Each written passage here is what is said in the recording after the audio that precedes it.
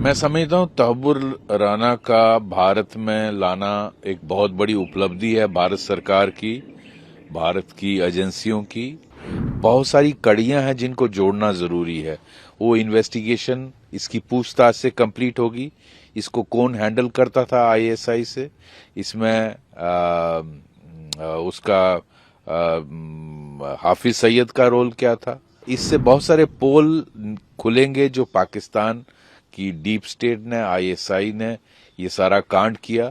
उसके लिए इन सब लोगों को अकाउंटेबल बनाना बहुत जरूरी है। भारत ने एक क्लियर मैसेज दिया है, आप दुनिया के किसी कोने में भी छुप के रहिए, भारत आपको गले से पकड़ के लाएगा। ये जो जो इसमें गैप है इन्वेस्टिगेशन में, वो पूरे होंगे और पाकिस्तान पूरी तरह नंगा होगा। मैं समझता हूँ तहव्वुर राना का भारत में लाना एक बहुत बड़ी उपलब्धि है भारत सरकार की, भारत की एजेंसियों की। पिछले 17 साल से कोशिश हो रही थी। ये अटैक 26/11 का 2008 में हुआ था और आज 2025 है। तो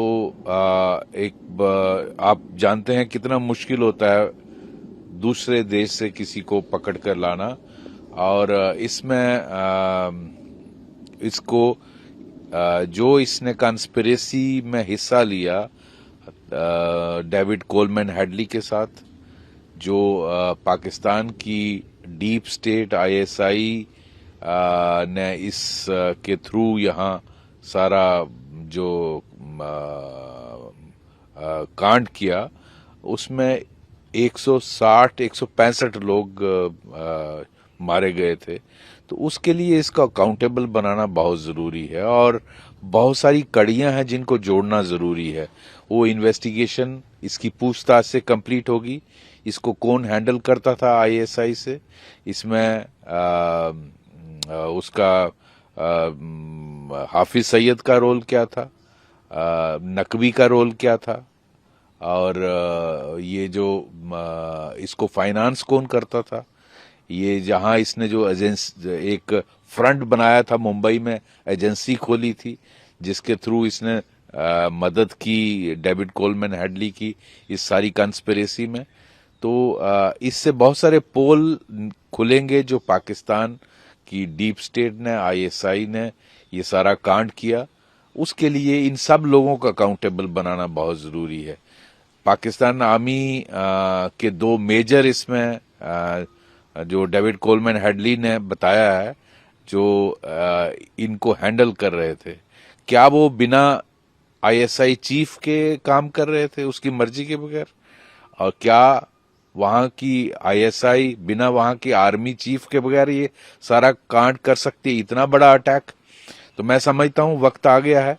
इनको भारत ने एक क्लियर मैसेज दिया है, आप दुनिया के किसी कोने में भी छुप के रहिए, भारत आपको गले से पकड़ के लाएगा और आपको आपके जुर्मों के लिए अकाउंटेबल बनाएगा। तो ये बहुत बड़ी उपलब्धि है, एक लैंडमार्क अचीवमेंट है गवर्नमेंट की। और उन लोगों के परिवारों को इंसाफ मिलना बहुत जरूरी है। इसलिए ये मैं समझता हूँ एक बहुत बड़ी डेवलपमेंट है। तो अभी से सर लोगों में ये डिमांड हो रही है कि इसको सख्त से सख्त सजा मिलनी चाहिए, क्योंकि जिस तरह का अटैक यहाँ पे हुआ।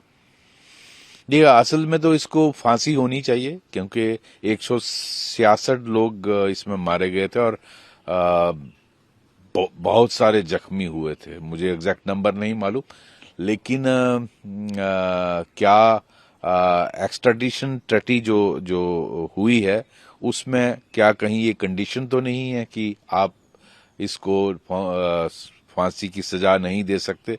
वो मुझे मालूम नहीं उसमें क्या कंडीशंस हैं। जनरली ऐसी कंडीशंस रखी जाती हैं, लेकिन ये सारे सबूत इसके खिलाफ इसकी इंटेरोगेशन से जो निकलेंगे वो इसके खिलाफ पेश किए जाएंगे अदालत में।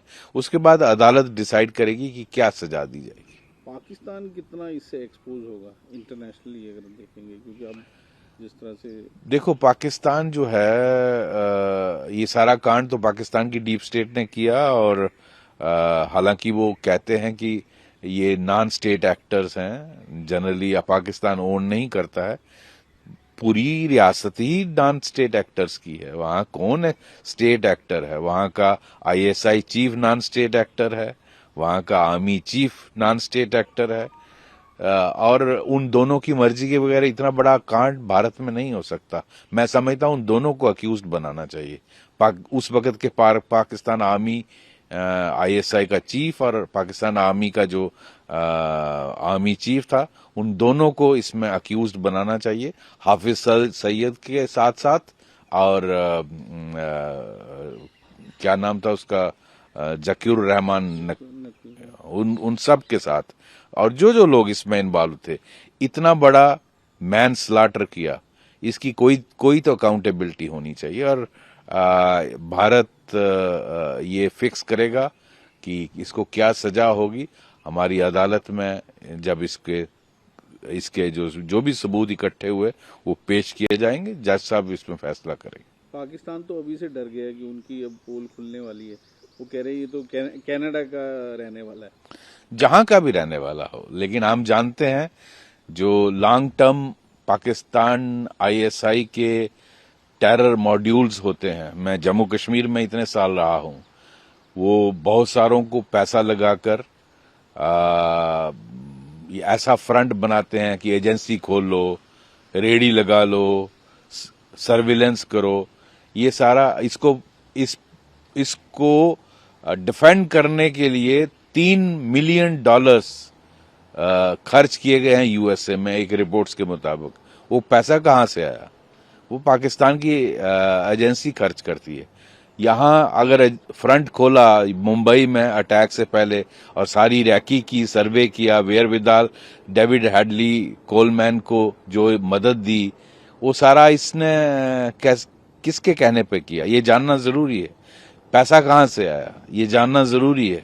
तो ये जो सारा जो इसमें गैप है इन्वेस्टिगेशन में, वो पूरे होंगे और पाकिस्तान पूरी तरह नंगा होगा। हमसे जुड़े रहने के लिए हमारे YouTube चैनल को सब्सक्राइब करें और नई वीडियो की नोटिफिकेशन के लिए बेल आइकॉन को दबाएं।